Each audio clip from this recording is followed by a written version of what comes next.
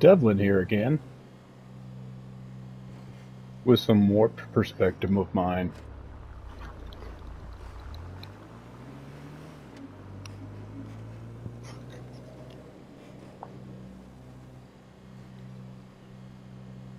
Stop me if you've heard this old yarn, ladies and gentlemen.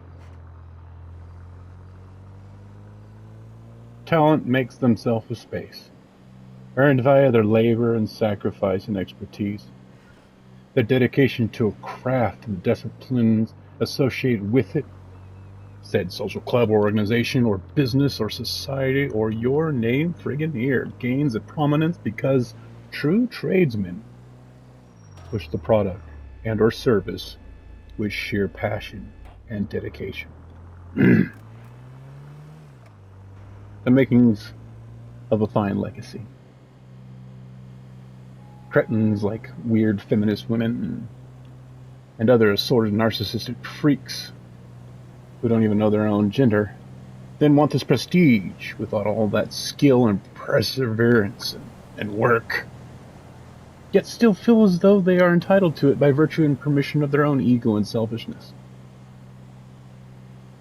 They try to force themselves in, using all manner of subterfuge and underhanded sedition to stack the deck in their favor, and everything but skill and relevant expertise on the subject matter trade involved with said prestigious club, or organization, or business. As if the great founders, the men who founded it, had shoulders that are only meant to be their footholds by right of their very existence. And they can be celebrated for merely existing in the same place, the same space they've pushed themselves upon as the great craftsmen and engineers and coders and developers or whatever have you, and try to count themselves amongst them without ever having earned it or deserved it.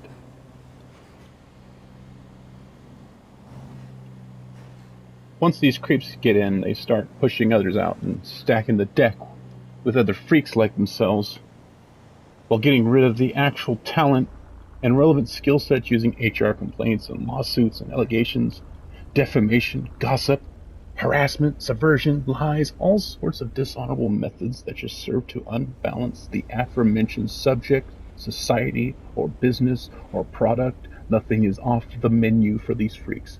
What have you? They will go for it. Because you like it. Because we like it.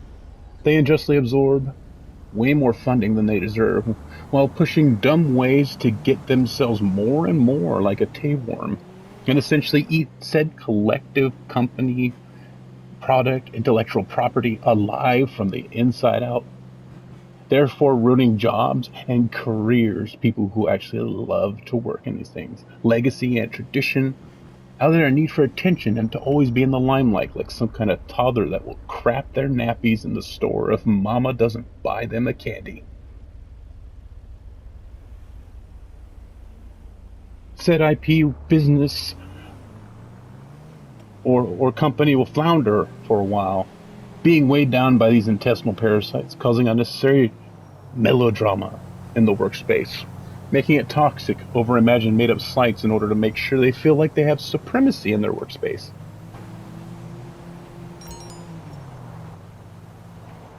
And during the downslope of this business, when these clowns get in, you can watch the quality of what they produce drop off and cheapen, and become more and more polarizing as these freakishly cultish simians slowly dry hump the club or society or business into what they think is submission, however perverse these freaks think that position is.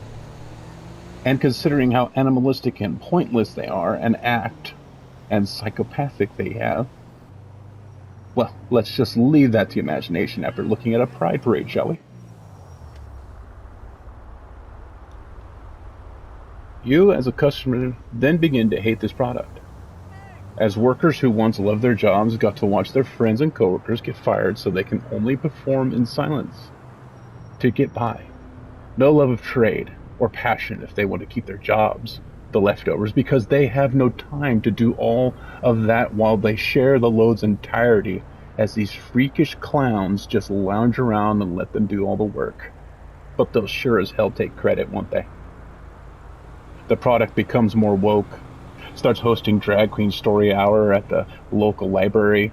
You start seeing it promoting trans female men that fight women in the Olympics. They donate to domestic terror groups like Antifa and BLM out of some kind of victim, non-sequitur mentality, like they're making a difference. Suddenly bailing out other criminal freaks like themselves, predators, and pay into DEI in your children's schools to make sure they have a transgender graphic knife porn picture literature handout to help your grade schooler learn how to masturbate. And understand through their CRT classes that they, if they're white, then they are evil and deserve to be treated bad. Does it sound familiar yet? What if I told you this is a modus operandi of a criminal cult of the feeble-minded, driven by their boundless ignorance to the fact that they are witless freaks that have no place in society? We've long since moved past them. So they try to legalize their freakish lifestyles and force themselves on us like some kind of exhibitionist kink of submission and sadism. As they gutter-stained scumbag minds only revolve around sex and power like an animal. Pecking order. Know your place. What if there is a way you can notice these blue-haired, high-browed, neck-tattooed, nose-pierced, high-gauge ear, heterochromia faking, contact-wearing, whorishly self-debasing, VD collective farming, overly loud, complaining, screeching, HR-wielding, over-litigious cretins? You see, you only have to make sure you understand who used to hire people. Never once, back in the day, would bother hiring someone with a nose ring or tattoos because, unless it's non-customer service, they can't be talking to customers with that sweat trap on their face, now can they? Or those dumb new tattoos that these people are getting? Or with the gross rotted meat smelling dreads or shite locks? And opted to speak to weed out the freaks who cannot even talk without a slew of curse words or some dumb vernacular or some manner of decency and think themselves God's very gift to humanity with no evidence other than their own entitled attitudes. They will not hire them because they are scum and do not deserve jobs. They can't work the jobs. They can't be trusted.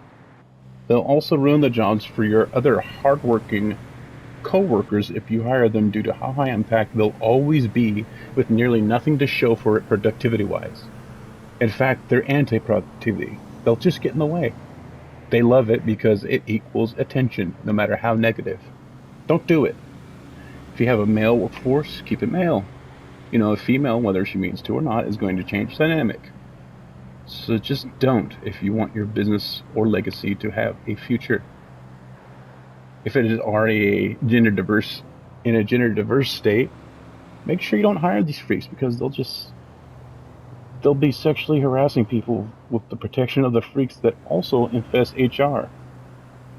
That is, if your company is big enough to have made that HR mistake, then it's already likely dying on the vine. Be brutal. Leave them with the companies that they overturn like a dead fish in a pond. Let them fall and sink with the ship.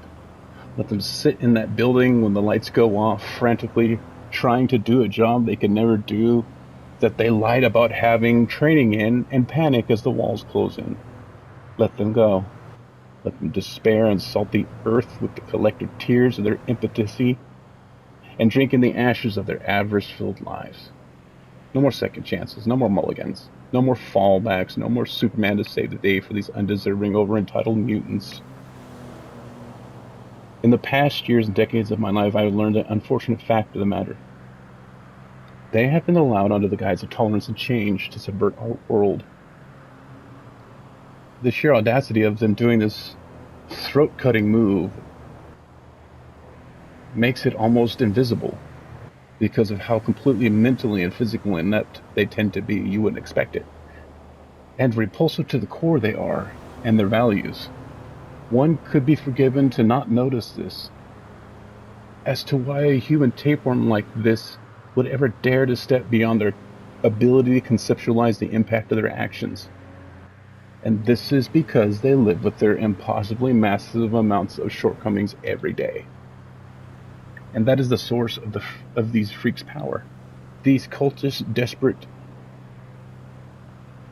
scramble to hide their own stupidity and incompetence from themselves above all others by simply striving mindlessly, as relentlessly as their shortcomings haunt their every movement. And on the surface, that would initially seem like energy you want in your business. That's striving. You'd be mistaken to think it was ambition. Because these dysgenic freaks are essentially the kiss of death to anything they join, and anyone. People know the exact moment when we see one of them, and we all know the exact moment when they start running things and ruining them. And we'll not look back when we see your ridiculously overinflated prices and companies hire these ugly scumbags because they represent your new values, and you too can writhe in desperation with these pigs in the mud of your collective rutting filth you've turned your legacy into. While what was once your lifeblood, your customers, just watch on with uncaring, slightly bemused eyes as to what has been deserved and is indeed served. Will you hire freaks you've chosen a path of desperate forgetting? There is no pity to be had when your own customers or fan base tries their best to warn you, but then get intercepted by these wannabe imperialists sneering at us as if telling us we can eat cake and love it on your behalf. You deserve what you pay for, you get nothing. You thought we wouldn't turn away from things like Marvel and DC so much that you've allowed it to be perverted with these gender and waste swamps and extremely gay self-inserts these creeps always do, because narcissism is the name of the quarter-witted freak game to compensate for the fact that they know that deep down inside they are less than a chip level of intellect and far less physically capable. You thought we wouldn't let Star Wars and Star Trek rot as you debased all the original founders' values and frameworks and ethos and lore. You thought we wouldn't care and just gulp down the ending of Game of Thrones and just happily suck down this Lord of the Rings turd with this fat-headed Elrond and the black and dwarf and elf race swaps for what reason we can't even imagine in a Caucasian-centric ethos and fantasy. You seriously thought you had any kind of power to dictate to us what we want to see or hear or touch or taste or make or craft or draw or plan or anything? All your pathetic laws to protect your IPs and political leanings and lobbyists and stocks couldn't ever protect you from your own numb, belligerent greed. And history shows through every information dissemination media, be it print, be it radio, be it television, be it internet, be it social media, be it whatever is next, you'll be there to show us the exact moment to leave you in the dirty gutter where your greed shows us that your kind rightfully belongs to be merely a stubborn stone to hone the edge of our ingenuity on to ever progress beyond you bug-baned, weak-minded homunculi. The funny thing is, you lot will literally be too stupid and ignorant to realize when we left, or the exact moment when things started falling apart. You'll just suddenly be in a terrible dystopian nightmare of your own doing that even your mental ineptness cannot ignore. And we will all be long gone from the excessive high-impact, cumbersome burden that every one of you greedy, selfish, barely sentient freaks represent to us as a species. In fact, we'll have sped away so fast from you without having to move as fast as the most ridiculously idiotic of you parasites, that it will be like converting to light-speed energy state without the consistent reeking, bawling weight of your kind and what you unjustly bring to us as humans. There will be no reason to say goodbye other than to see the looks on all of your faces when you realize you're too dumb to even keep the lights on, or the cars fixed, or the toilets running, or your dumb families fed. And you finally get to feast your senses on the only thing the entirety of your scum produces and are. waste.